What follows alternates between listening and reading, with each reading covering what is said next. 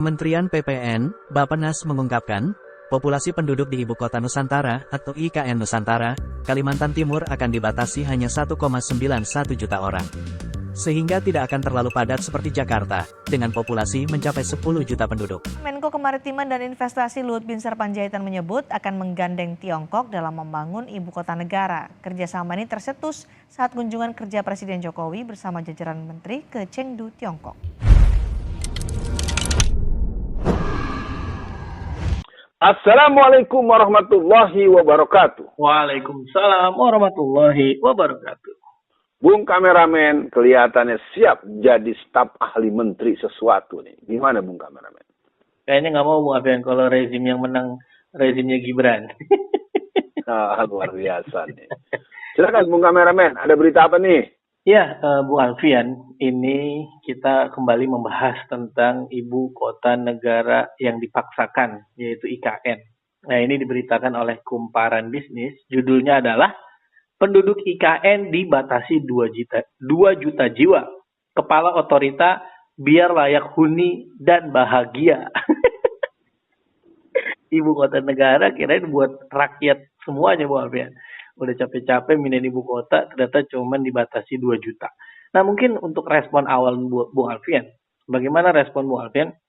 Ini artinya terlihat IKN itu bukan untuk rakyat Indonesia atau hanya orang-orang khusus saja. Gimana Bung Alfian? Ya, yang jelas kalau mau dibahas secara spare ya, ini sebenarnya tanda adalah ketidaksiapan, ketidakmampuan, dan sudah nggak semangat, udah anti klimaks dan udah bad mood kameramen. Karena saya masih ingat di awal-awal itu tersebut bahwa orang yang akan diakomodir di lingkungan ibu kota negara sekitar itu sekitar 5 jutaan. Kenapa jadi dikurangin 2 juta? Oh, dikorupsi lagi itu yang 3 juta itu satu kalau pakai bahasa itunya. Nah, yang lain-lainnya ini menunjukkan bahwa memang ibu kota negara ini menjadi sangat tegas tidak prioritas. Nggak ada prioritasnya, coba deh kalau pakai logika dinamika kemasyarakatan, mestinya kan dia harusnya dalam bahasa saya, kalaupun akan dibuatkan di ibu kota negara baru, itu masyarakat di mana-mana itu dibuat pengertian yang membuat mereka gembira. Mereka semua nggak ada, dan saya sudah keliling Indonesia dari Aceh sampai seluruh daerah Indonesia. Saya sering memulai sebelum saya mengadakan acara atau mengisi acara. Apakah saudara-saudara menginginkan ibu kota negara kita pindah? Atau kita punya ibu kota negara baru? Tidak. Nah, bagaimana orang yang hadir di berbagai kesempatan menyatakan tidak perlu ibu kota negara baru, lalu dibuatkan ibu kota negara? Dan memang terus terang Bung kameramen, ini menjadi cerita, ya sebenarnya semakin stres lah tuh orang-orang yang kepengen. Karena rumah-rumah belum pada jadi, fasilitas nggak ada, ya kebutuhan-kebutuhan primer belum bisa tercover, ada 12.000 ya ASN yang di sana, dan mereka tidurnya di tenda-tenda sebagai bentuk ya bahwa nih udah ada yang dipindahin nih gitu. Begitu Bung respon awalnya.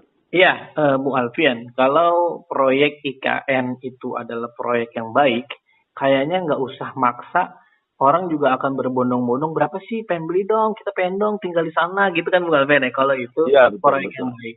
Ditambah kita kan sempat mendengar Bung Alfian ada berita Heru Budi mengancam. Ya, jadi PJ Heru Budi ancam pindahkan ASN ke IKN jika tidak bekerja dengan baik. Artinya ini kan kayak punya pikiran, oh lu kalau nggak bener lu gue buang lu ke IKN. Bisa jadi dong jadi tempat pembuangan atau tempat buat ancaman atau gimana tuh? Jadi IKN itu tempat untuk ditempati oleh orang yang nggak bener gitu. Itu kalau bahasa logikanya berarti terima kasih Pak Heru Budi telah memberi pengetahuan pada kita bahwa di IKN itu akan diisi oleh orang-orang yang nggak bener gitu ya. Terima kasih Bapak PJ Gubernur, Anda pinter sekali memberikan pengarahan. Gitu Bung. Iya Bung Alfian, ditambah lagi kalau kita pernah dengar berita kan ada Jokowi pernah menawarkan warga Singapura untuk tinggal di IKN Bung Alfian. Ini gimana sih? Saya tuh jadi nggak nyambung Bung Alfian dengan IKN ini. Satu sisi dia proyeknya maksa, kemudian ditambahkan kalau Prabowo Gibran menang, dia kan dana untuk makan siang gratis dan susu gratis itu kan lebih dari dana IKN yang diperlukan. Kemudian dibatasi hanya 2 saja. Kemudian dianggap IKN itu jadi tempat pegawai-pegawai yang nggak benar buang di sana. Tapi dia pernah juga ngajak warga Singapura tinggal di IKN. Ini jadinya Bapak lihat, kalau bahasa Sunda, Bapak lihat cek Sundanya mah, ya. Ribet. Ya artinya orang Singapura nanti akan dipertemukan dengan ASN yang bermasalah. Nah kalau begitu orang Singapura nggak bakal datang. Ngeri gua. Mau ketemu dengan para ASN, aparatur negara dari negara Indonesia, orang-orang yang bermasalah, orang-orang yang punya trouble mental, trouble intelektual, trouble moral, lalu mereka dipindahkan ke IKN. Jadi patut diduga orang-orang Singapura satupun nggak ada yang mau datang. Karena dia akan berhadapan dengan ASN, aparatur negara Indonesia yang bermasalah karena dibuang oleh Pak Heru Budi dari Jakarta. Karena kan ibu kota negaranya kan Jakarta. Nah, dipindahin dia ke sono. Yang ke sono berarti yang bermasalah, yang bertahan yang tidak bermasalah. Iya. Berarti yang tidak bermasalah tetap di Jakarta. Ibu kota negara kesatuan Republik Indonesia adalah Jakarta Raya. Ya, Bu Alfian. Tapi yang menjadi tanda tanya buat saya gini, Bu Alfian. Oke lah, anggaplah ya Jakarta karena Anies menang dipindahin kan ke IKN. Berarti nanti pusat pemerintah pindah ke IKN gitu, Bu Alfian. Berarti kan Jakarta berkurang tuh fungsinya. Bahkan disebut hanya untuk fungsi bisnis.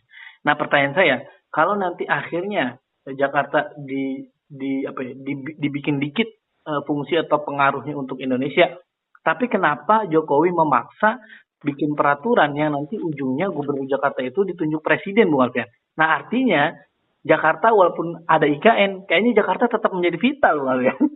Ditambah untuk akhir sesi kali ini, menurut Bu Alfian nih, naudzubillah ya, kalau akhirnya dipaksakan Prabowo dan Gibran menang, apakah IKN akan mewujud atau akan menjadi proyek gagal? Logikanya food estate yang mudah aja gagal, apalagi IKN. Gimana nih, Bu Alfian? Ya yang jelas ini kan sebenarnya kalau kata bahasa mau curang udah kebingungan orang udah banyak tahu. Mau bohong orang datang untuk tukang bohong. Mau bikin jadi kan gini Bung, sekedar diketahui oleh Bung kameramen dan masyarakat Indonesia. Pak Jokowi itu kan menginginkan dia dengan membuat sebuah proyek mercusuar yang hegemonik yang bernama IKN itu. Dia kan katakan tuh lihat tuh warisan dari kerjaan Jokowi. Gitu, soalnya dia bermimpi nanti tuh kerjaan kamu tuh bisa bikin IKN gitu kan. Nah ternyata itu tidak wujud dan kalau mau dibilang kondisinya sekarang sudah serba ini nggak cukup, kereta cepat nggak tersantuni, banyak ruas-ruas jalan tol yang dikenal sebagai infrastruktur juga banyak yang berhenti di tengah jalan. Ada beberapa bandara-bandara yang dibuat dengan harga triliunan pun sekarang tidak berfungsi. Jadi sebetulnya ini malpraktek, malmanajemen dan menunjukkan bahwa memang ini kerjaan orang yang sesungguhnya bukan orang yang bervisi kenegarawanan.